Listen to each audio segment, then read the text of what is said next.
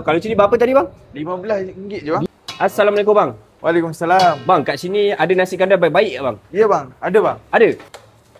Oh baik, ada nasi. Nasi. Campur bang. Okey, kuah campur. Alright, kuah campur Ui, banyak kuah bang Ya bang. Okey, kemudian apa dapat lagi bang? Okey. Wah, ni apa pula bang? Ni kuah sotong. Paling killer. Kuah Okey. killer. Apa tu bang? Kari ikan bang. Oh, kuah ikan bang Ya, bang. Okey, ini kalau kena mesti kuskus ni bang. Confirm bang. Sir. Oh, sure. Lagi kita akan dapat ayam goreng bang. Ayam goreng bang Ayam isi pun okey bang. Saya tak ada hal punya. Okey. Lagi seranggup ke atau kobis biasa? Time saya jumpa bang. Boleh bang, kobis rangup. Okey bang. Sure bang. Oh, okey, kobis rangup kriuk-kriuk makan Ya ni. bang. Kriuk-kriuk bang. Dapat 2 bendi. 2 bendi. Okey. Last. Bawang goreng. Oh, bawang goreng. Mantap. Okey bang, saya dengar kat sini ada kari kepala ikan. Betul? Ya bang. Betul bang. Kepala ikan merah. Merah. Tenggiri. Siakap.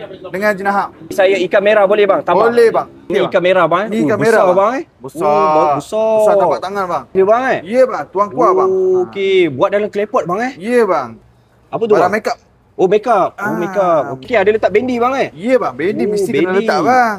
Ha. Dah siap belum tu bang? Dah siap bang. Ha. Oh. Kita masak kat sini hot-hot bang. Hot bang Ya, Oh, bang. mantap. Siap. Dah siap bang Ya, bang. Okey bang, dah abang confirm. Ini berapa harga bang? Nasi kandar special ni? Nasi kandar special ni 8.5 je bang. Siap air free. 8.5 siap air free bang Ya, bang. Okey bang, kepala ikan pula. Okey, kepala ikan. Ha. Wah. Kepala ikan kita RM15 je bang. RM15 bang Besar tapak tangan bang. Besar tapak tangan. Oh, besar. Besar. Satu suapan 1000 kenangan bang. Oh, 1000 kenangan. Kalau macam tu saya makan dulu bang. Makan Dah buat dulu, kenangan bang. dulu. Terima Baik. kasih.